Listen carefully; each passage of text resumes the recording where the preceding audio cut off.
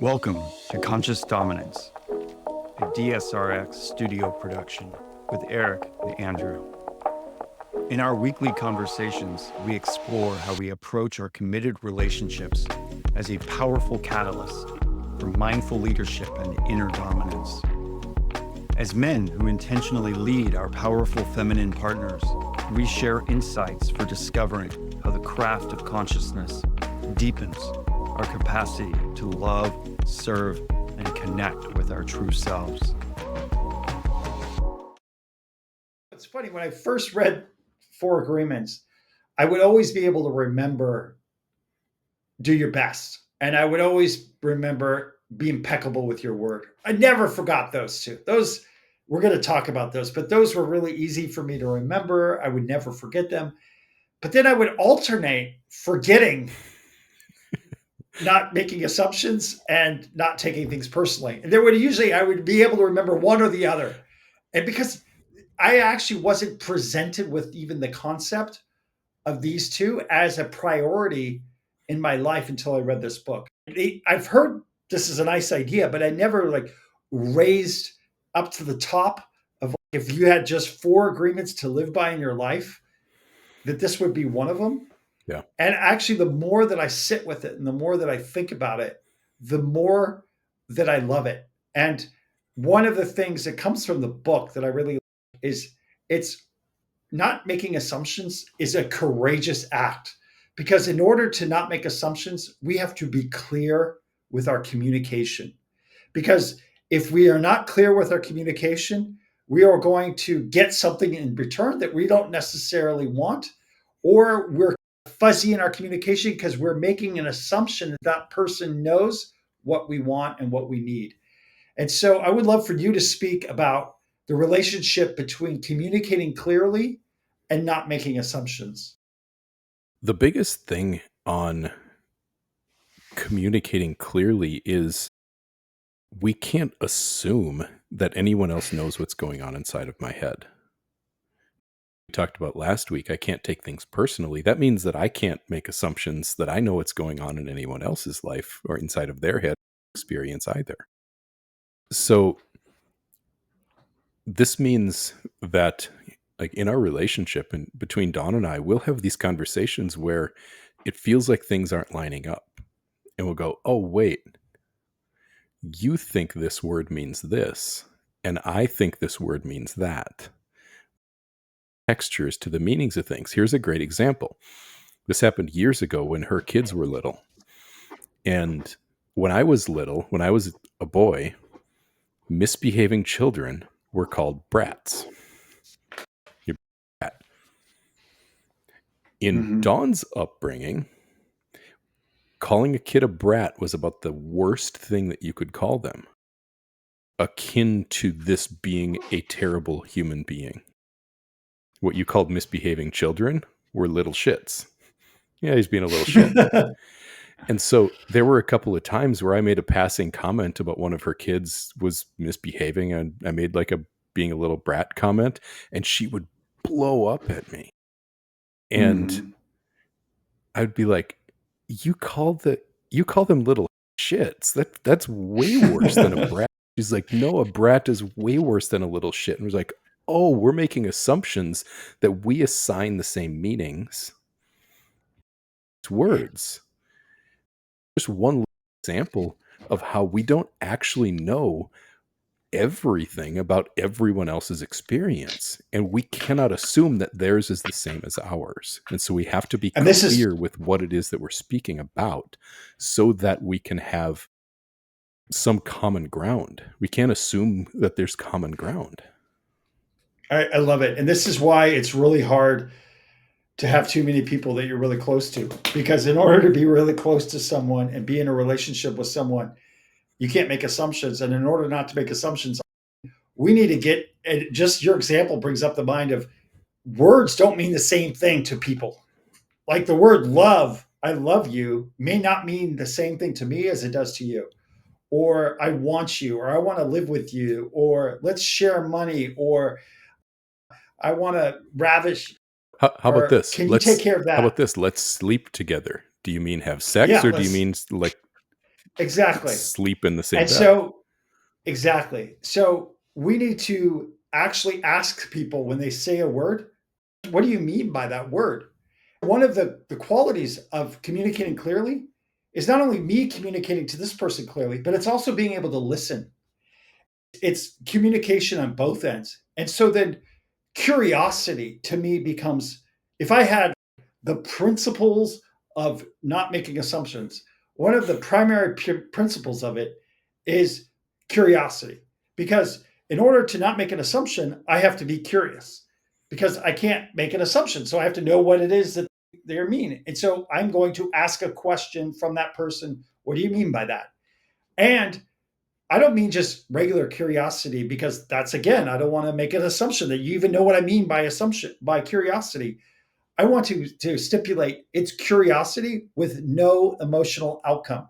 So you're not leading the witness. It's literally not having an emotional outcome to your curiosity. And there's it's almost like behaving like a scientist. The more that there's, again, we're full of paradoxes, right? Because on one hand, we say, open your heart and be sensitive and love and all this stuff. And on the other hand, I'm saying, be a scientist. Yeah, I'm saying be both.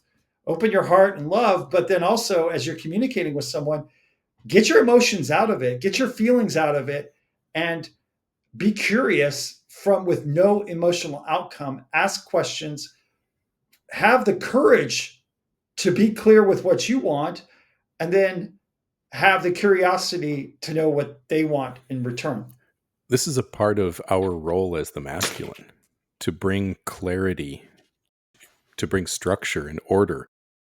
Clarity in communication is masculine. It is structure. And so when we can approach something with that curiosity, with the desire to come to a more clear mutual understanding, we are doing our job well. So rather than assuming that somebody meant to do something to hurt us, or to assuming that they disrespect us, like you set a time to meet someone for lunch and they show up late, do you automatically assume that they don't value your time? Do you assume that they're being disrespectful? Do you assume something? Right, that's a great example. Or do you approach that with curiosity and allow for the truth to be seen? Do you ask curious questions and try to come to some kind of common ground in, maybe that person didn't realize how important punctuality was to you because to them it wasn't as big of a deal. Maybe any number of things happened that caused it to be impossible for them to show up on time. Who knows? But making an assumption puts a wall up between you and them, and now they have to justify themselves against something that was never real in the first place. Right. And if you go back to our first one, if you take it personally that they are late and then make an assumption on top of that, often the assumption comes with taking it personally. So you're assuming something, and because you're assuming something, then you're taking it personally. They feed off of each other. And I think they ask the question again with no emotional outcome, say pure curiosity. They might come from a country or a culture where it's rude to be on time. There are places that exist that are like that, that if you give a time, it's literally rude to be there at the time that they stipulate. And Well, I would have that's I would have a hard time with that because I'm the guy that wants to be on time for stuff. If I say this, that's integrity to me. right.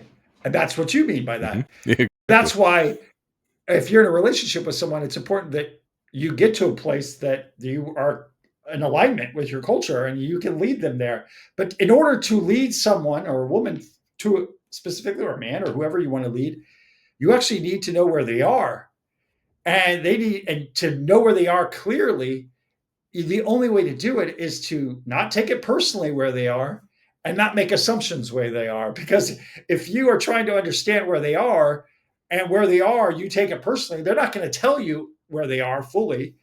And if you're making assumptions of where they are, you're actually learning where they are. In order to take someone from point A to point B, you need to know where point A is And the only way to truly do that, especially in their interior, is to not make assumptions where they are and not take it personally where they are.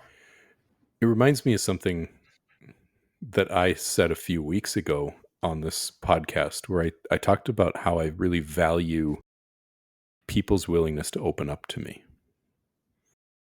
And I take that as a privilege that people are willing to reveal their inner selves and their inner truths to me. And if I dismiss that, or if I negate that in some way, they might not open up to me the same way in the future. That's one of the many reasons why this is so important. Like, I'm not a mind reader. I don't know what's actually going on inside of someone else's mind, their life experience, their heart. I can't assume that I know what someone else's experience is. I can't assume that I have any idea of everything in life at this one moment. One of the examples he's used around this topic is talking about words are not the actual thing that they represent. He uses the example of a tree, right?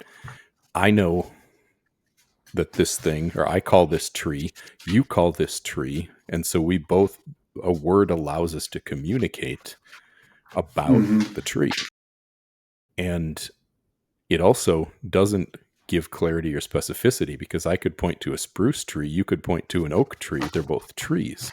We could get into an argument about that if we were not both making the same assumptions about the words. We need assumptions to a certain extent to communicate, but getting deeper into what these things actually mean is how you really develop intimacy with someone, because now you can actually be on the same page and have mutual understanding of what things are.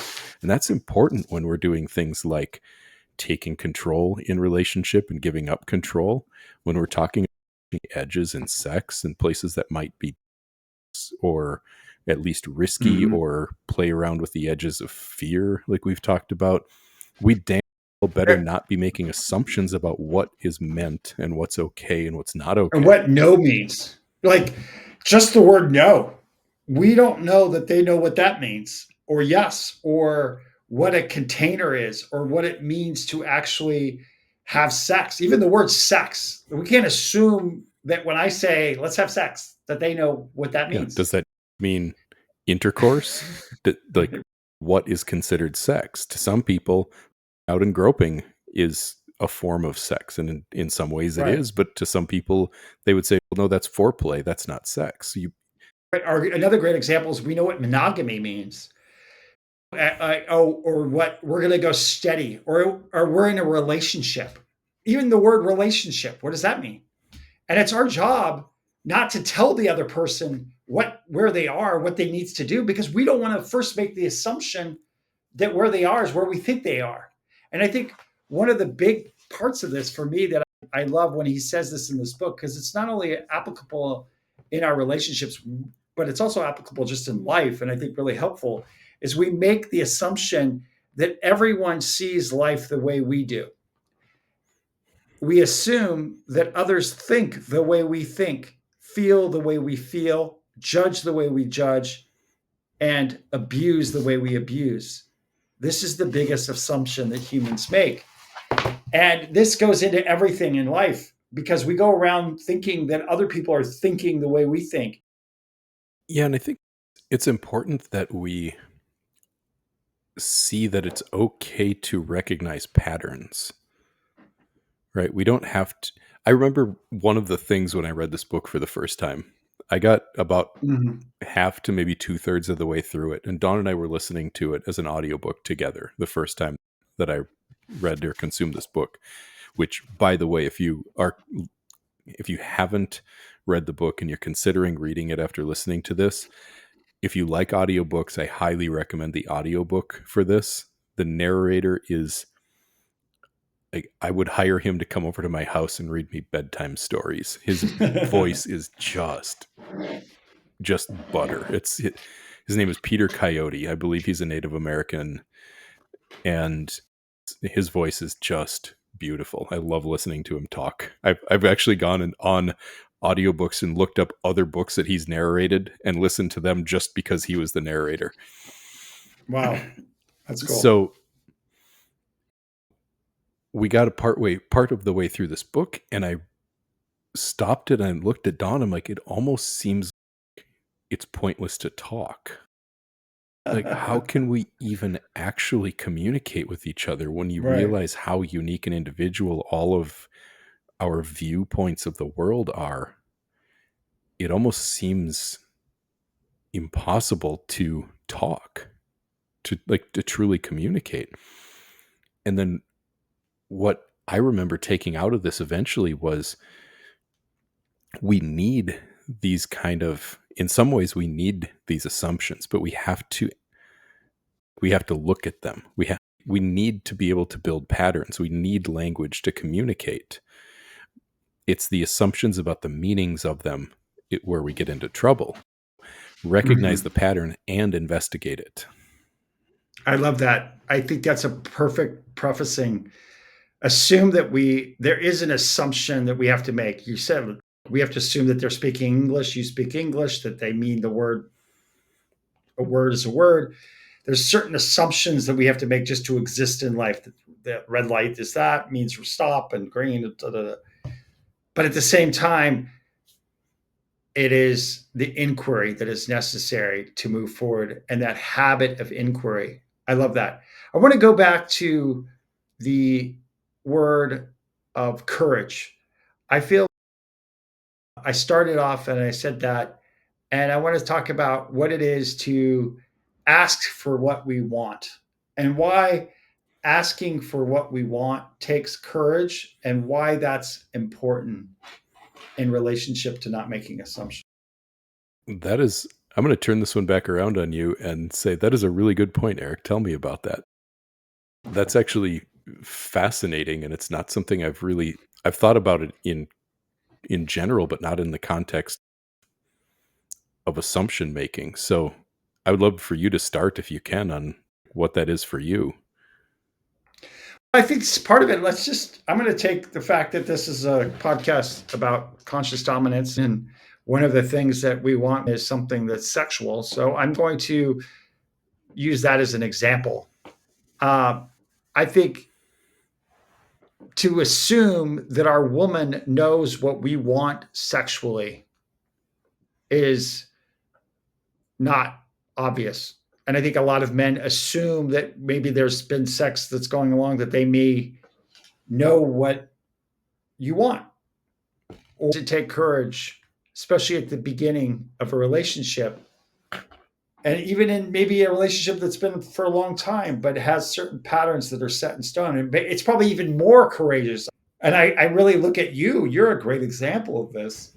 The courage that it took for you to come to Dawn and say, hey, I want to be in a 24/7 DS relationship with you after you've been in a vanilla relationship your whole life. You didn't make assumptions that she's going to say no. Part of the assumption that we have is we are assuming that the other person doesn't want that. And we don't know that. They may want that. The thing that we most want, they may want too. And it may be at first out of left field or something totally random, but we have to have courage to risk being the fool initially. And that is leadership. Leadership is sometimes being perceived and really in actuality being a fool, in that what you're asking for or desiring may in fact rupture something, may in fact be so egregious to them that it's worthy of it's destabilizing to the relationship, or break the relationship up. But if it's something that's that important to you and you really value it, at the very least, to have the courage to desire it, to ask for it. And I think that takes courage. Yes, and the assumptive nature of inside of relationships, established or new, making any assumptions of what that person is or isn't going to want or be into or cannot. Again, this is generalization. That's not about them at all. It's about A, my perception of them, and it's B, about my own set of beliefs about what women like and want and don't want based on other people and the things that I absorbed and learned from them. Again, like, we're not inside of somebody else's head. We're not inside of someone else's experience. We have to speak up for what we want, what we need, what feels important to us, and also have the humility to recognize that that could and probably will cause waves if it upsets if the relationship has been built on assumption making, and if it's been built on like avoiding triggers and trying not to do anything that sets someone off. Speaking up for what you want probably will destabilize the relationship, and that relationship probably needed that destabilizing if it really wasn't based on the truth. And that's what this gets at, is we have to find the truth, and our desires point us towards it. Our desires are not always the truth. Sometimes they can be built on false assumptions. They can be built on avoidance of pain. They can be built on all of these things. But we say this all the time when Don and I are talking on Dom Sub Devotion, our other podcast.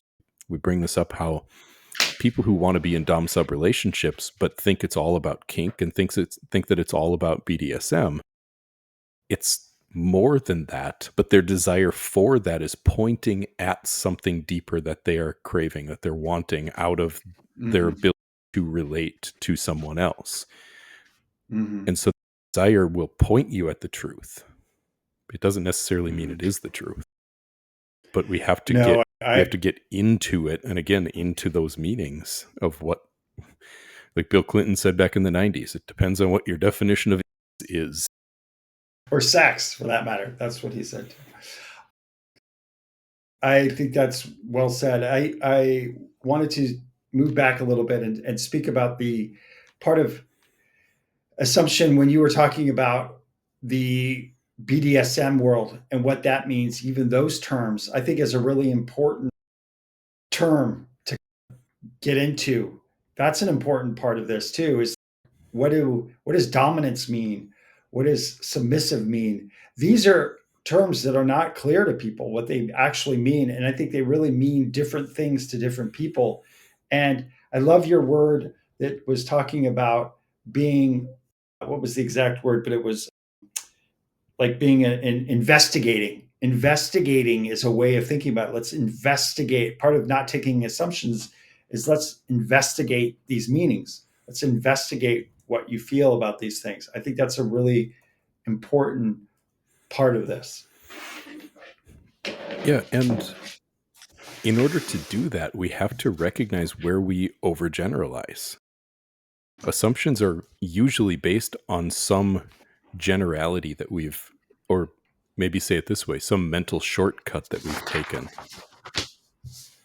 Some place our thought process or our ability to see the world, that we have made our own internal assumptions that this always means that. It's true. Making assumptions is stereotyping. They're one and the same. Yep. And like you said, that the stereotypes sometimes necessary and it's often based in reality. But if we live our life by stereotypes, and everywhere we go, we're stereotyping, and everything that we do, we're limiting reality, and we're limiting what we have, what's potential for us. We're limiting in the bubble and in the confines of our mind as we are in this moment. And there's no possibility for expanding beyond that, or for growth, or for having our assumptions disrupted, our life disrupted. And it's only through having those things disrupted can we grow, can we expand, can we have the things that we desire, that we want, because they often exceed our capacity in the present moment. If we want to grow more money, grow our business, grow our relationships, we have to change. And the only way to change is to actually be confronted with the parts of ourselves that no longer serve the place that we want to go. So there has to be some ego death. If what got us here makes us the life that we live and we don't like that life, then that bears saying that where we want to go, we actually need to let go of the parts that no longer serve to go there. There's no way to progress to a better life without having some ego death, some pain, some restrictions, some rigor, some structure that causes that. You can't have it both ways. That's like this whole thing of just winning the lottery and just having your woman that just does whatever you want. That's just not going to last. Pretty soon, you'll go right back. You'll enjoy that for a moment. It's like a bender, and then you're right back where you started. You're not actually going to be able to sustain it or hold it or have it grow because you're going to be limited by the beliefs, your limiting beliefs as they currently stand. And that's why these assumptions and making assumptions are actually also with yourself. The person that we make the most assumptions around is ourself. We unconsciously are making assumptions of what our potential is, what our capacity is, what we can and cannot do. Those are, by definition, limiting beliefs. If we have a limiting belief, what we're doing is we're making an assumption about ourselves, what we can do and we can't do. And so not making assumptions, the book's not just saying that about the world, other people. It's also about ourselves. It's identities, right? Any identity that I've assigned to myself, that I've said, I am this, I am like this, I am not like this. Like, this is who I am. That is inherently an assumption, and it's built on decisions or agreements, back to this book, you made about yourself at some point in the past. You chose this. And you maybe didn't choose the things that happened to you, but you chose your reactions to them. You chose the meanings made out of them. You chose how you were going to cope with them, or who you needed to be in order to deal with them. And that's the source of all of these assumptions that we make about ourselves. It's who we think we have to be.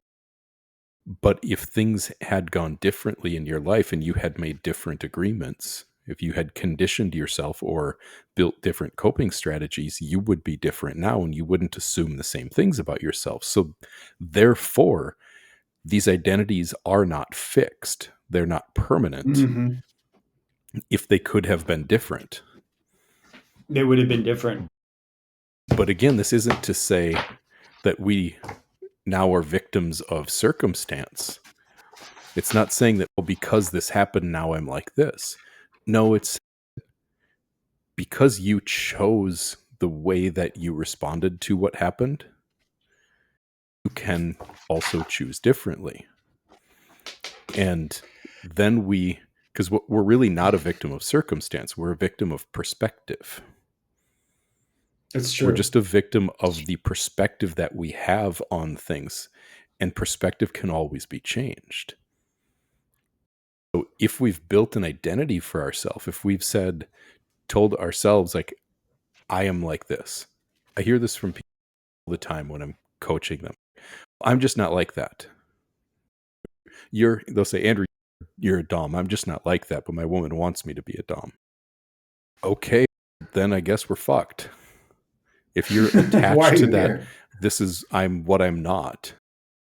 Circumstances be damned, you can change your perspective because you choose your perspective. Right. And also, we have to redefine what those words mean too. That's part of what we're here to do with, what does that mean, Dom? What is she actually wanting you to do? Does she want you to just tell her what to do all the time and control her and shove her in a closet and lock her in there for what is actually, that may be appealing to some women, by the way. I'm not saying it's not, but inquire of what exactly she wants, but also in yourself. What are we interested in this journey? There has to be some rugged, I like this thing that Stolberg talks about in his book of Master of Change, rugged and flexible identity. Like there has to be, yes, we have to have something that's rugged that's keeping us or this, but we also have to have flexibility. There's a really good example that we got. So we do question and answer podcasts every month or two on Dom Sub Devotion, which we should do a conscious dominance Q&A sometime. Let our Yeah. people on Dom Sub Devotion all the time, because people want to hear our perspective on things. And I remember this question that we got a month or two back from someone who said, I want my boyfriend to be a Dom. He has been before, but it's been 5.5 years since he got out the ropes.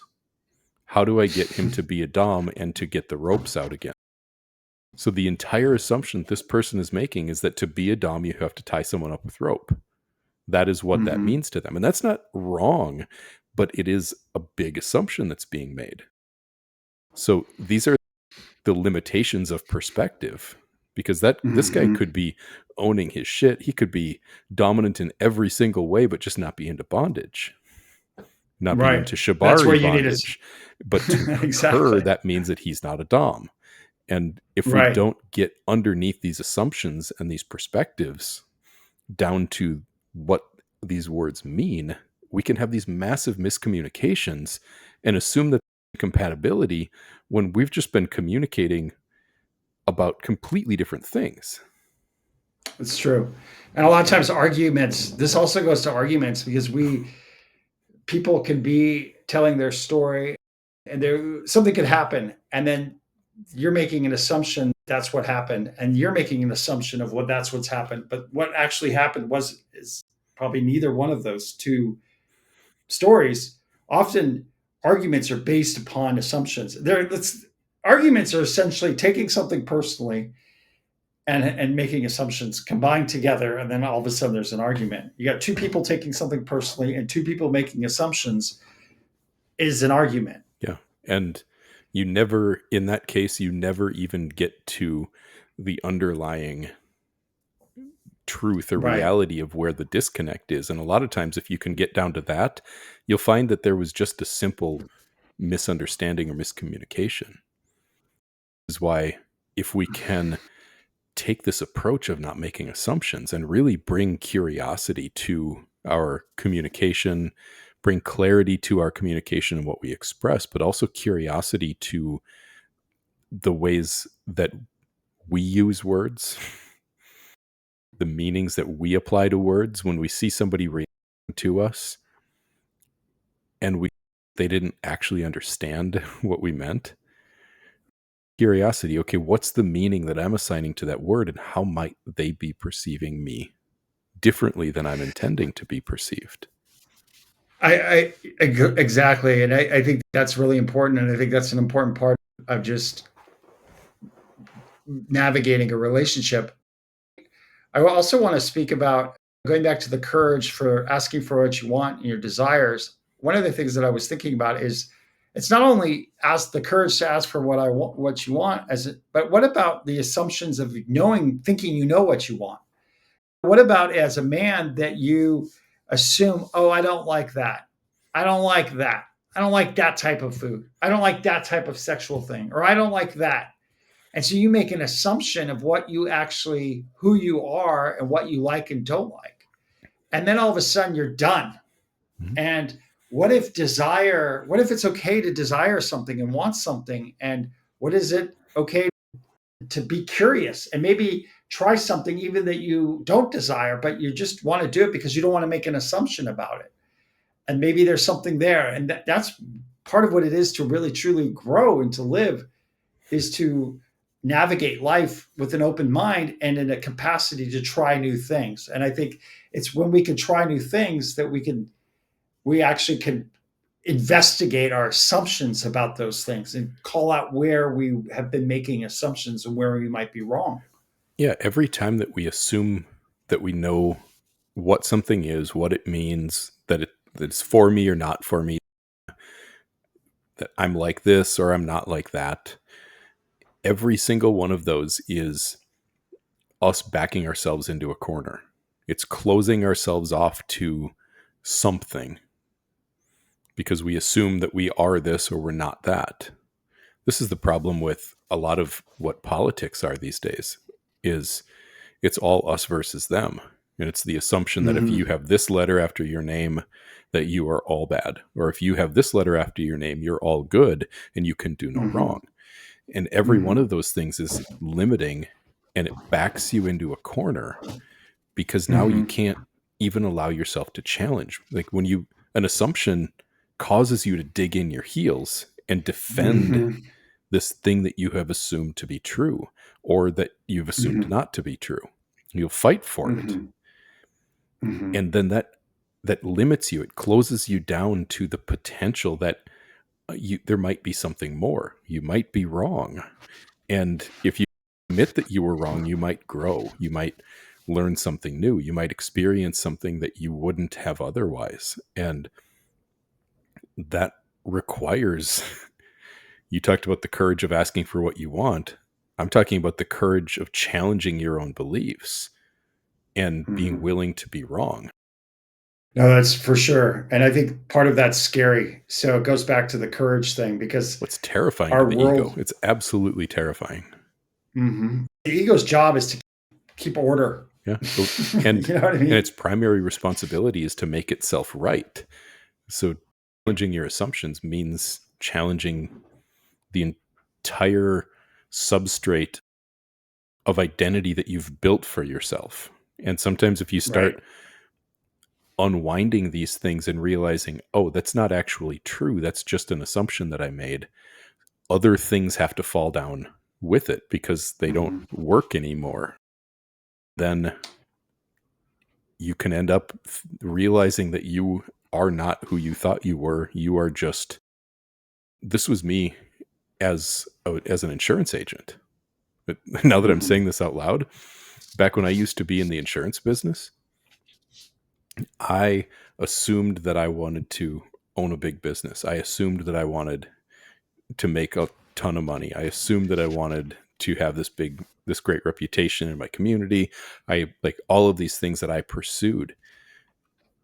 Eventually I realized all of that was ego. All of that was avoidance of pain. All of it was not me being me. It was me trying to play a part that wasn't me. And when I started Mhm. questioning little bits of that, the whole damn thing fell down around me. It all became meaningless and empty for me.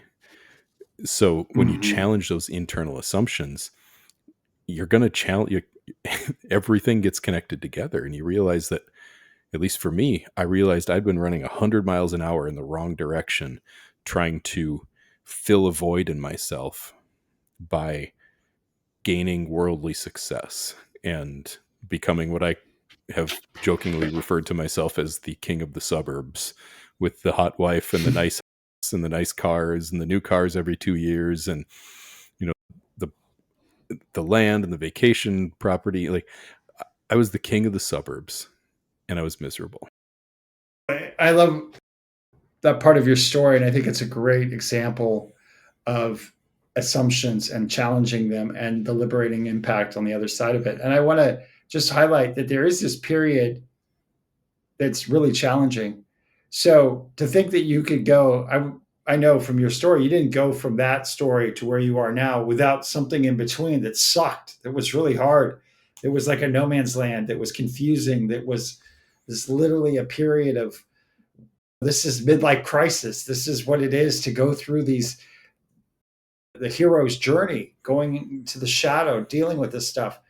Let's not judge those periods of our life. Those are necessary periods of our life to move past the assumptions that have holding us. So if you live a life and it's full of assumptions that are false and you want to get to a place that's truthful, that's clear, that's more in alignment with where you are, there's no way to go from here to here without it being through a period of time that's called challenging, that's going to be disruptive. If you want it to just be stable and structured and continue to live in your life full of your assumptions, and hold the challenge at bay, that's fine. But sooner or later, you will have challenges, and there are challenges that you're going to be dying and looking at your life and what you could have been and where you are, and there's going to be a big gap, and there's nothing more terrifying than that, to see the potential of what you could be and to see who you are. And to close that gap, though, is to start dying while you're still alive. And I think that's what you did. You died. People don't would never recognize you. They knew you before and now. They would say these are two different people. Like, literally, sometimes even physically don't get recognized because of how different I look now that I'm honoring who I am, and I'm not Mm-hmm. in constant self-abandonment and avoidance of the truth, Mm-hmm. which played a big part in why I was so overweight in the past and Mm-hmm. any number of other things. But this is why I like that analogy of running 100 miles an hour in the wrong direction. If I have been running 100 miles an hour in the wrong direction, then I'm way over here, right? I can't just come Mm-hmm. back to where I belong or where I was supposed to be on a Mm-hmm. whim or on a decision. This is why we can't just make this kind of change overnight. It took me years to go from where I was to where I am. And that's with recognizing at the time that I realized that, oh, I'm miserable. And I fucked up. I went that Mm-hmm. way. Should have gone that way.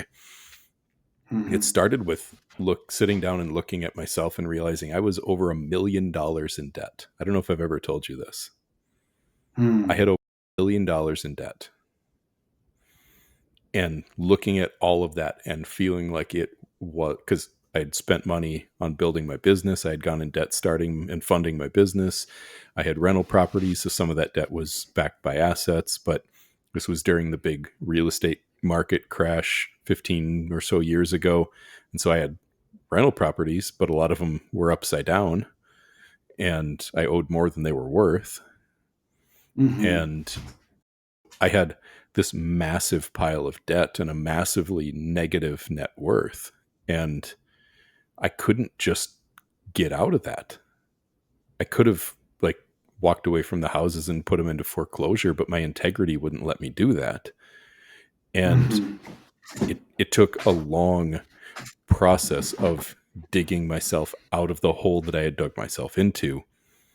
But Mm-hmm. every step along that way was now me climbing back up that hill that I had tried to take the easy route by just sliding down it.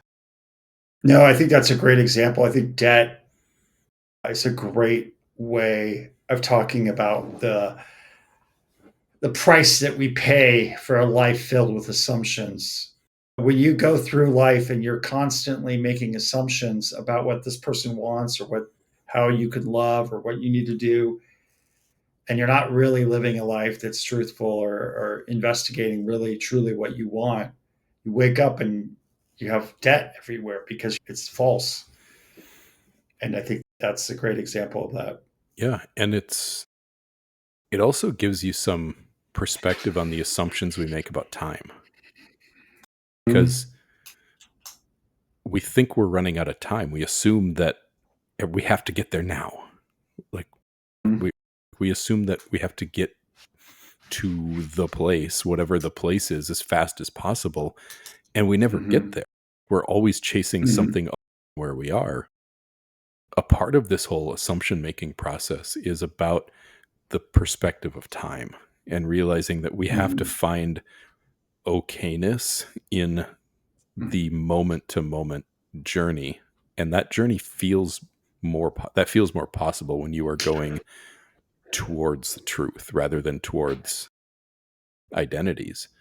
But the assumptions Right. that we're running, I started this process 10 years, like literally 10 years ago, September of 2014. Mm-hmm. Was when I started journaling about the fact that I needed to change the way I was living my life. So it was literally 10 years ago this month. On August 31st, so 3.5 weeks ago, I made my last payment on my last piece of debt. 10 years to go from where Wow. I So you're was out of debt to now. being completely 100% debt free. I don't owe a dime to anyone for anything. Wow. Congratulations. It's But it was a awesome. decade, right? So if I had made assumptions that I'm Yeah. never going to get there or it's too hard or it takes too long, like all of that is not real. The reality was like one step at a time. How do you eat an elephant? One bite at a time. Right. No, and I think I love what you said that about time. I think that's a great example of assuming. I think also assuming that money will solve our problems, or if we get to this place, then all of a sudden we're going to be happy, or if our goal, or assuming that our goals are going to make our life different, that somehow when we get there we'll feel better. These are all assumptions too that we need to be investigated. or that the woman that we think we want, or that the desire is going to satiate us, or all of those are assumptions that need to be investigated. And I feel like the idea of assumptions relates so the most important place for us to not make assumptions literally is with ourselves and with what our values are. And I think that if we need to investigate our values, and if we realize or think that our values, we don't, a lot of people have unconscious values. And why are they living out of values that may be their parents or cultures or societies, but not actually serving them or what they actually want? And they're living in a life that's, the foundation of it is an assumption that those values somehow are valuable or more priority than what actually would serve them and their uniqueness and their power and their strength. And the only way to really step into true power and true dominion and true conscious dominance is to actually be living a life that feels authentic to us, that feels truthful to us, that feels like we're living our truth. If we feel false, women and people will sniff it out. If it feels like it's something that's not authentic, then we are performing that, pretending, proving something. Those are all places that don't last over time, and we are not resilient in that. Great question to ask yourself. Is it true? Really think about that. Like, deep in debt, I can never get out of debt. Is it true? Okay, no, that's not true. Mm-hmm. I could, Mm-hmm. I can. It's just not Mm-hmm. going to be. Then I get out of assumption and I get into clarity. Okay, Mm-hmm. it's going to be challenging. Now I can recognize I have patience. Like, I can get closer to the reality of things when I get out of assuming that, okay, maybe there's an assumption I made that it's going to be hard and take a long time. In itself is a limiting belief that I'm choosing. Okay. Mm-hmm. To take as long as it takes, and it's going to be as challenging as it is. Like, I don't have to deceive Mm-hmm. myself and say it's going to be fast and easy. Maybe it will. The reality is, it's like Russell Wilson, who does he play quarterback for now? Is he the Steelers? He was with the Seahawks at the time, and he wrote a book with a guy named Trevor Moawad, and it was called "It Takes What It Takes." Mm-hmm. And the concept of this book was neutral thinking. Mm-hmm. It's not positive thinking. It's not negative thinking. It takes what it takes. That is a beautiful way of looking at getting beyond assumption. It's not easy. It's not hard. It's not going to be fast. It's not going to be slow. He talks about going out to win a football game when you're down by 16 points with 3 minutes to go. It takes what it takes. You got to go out there, show up, deal with the reality of where you are, and then execute. That's what we have to be able to do in dom-sub relationships. We have to show up with presence. We have to gain clarity of where we are, and then we have to execute on moving our lives and our relationships more towards what is true and what's right, based on the best perception that we can have, the best perspective that we can have of the truth of reality. And the only way to get there is to be in this constant inquiry or investigation of, it depends what the meaning of this is. Are we actually on the same page? Or do we really want the same things? What are we assuming all of this means? What are we assuming? And you brought up values. I tell couples this all the time. You need to have a shared set of values that this relationship and dom-sub dynamic stands for.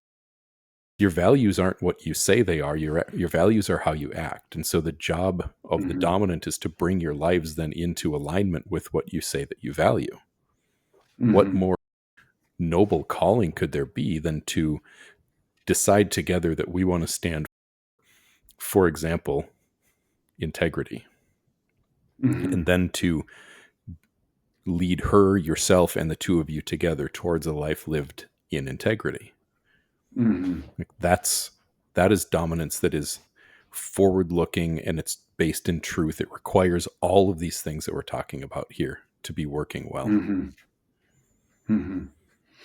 No, I think that's a great place to end this, Andrew. I think that you can't come to a more important place to bring this to its clarity, which is the values under which we live and not making assumptions around those and bringing it back to integrity, which will lead us to our next topic, which will be being impeccable with our word. You'll look for that next week.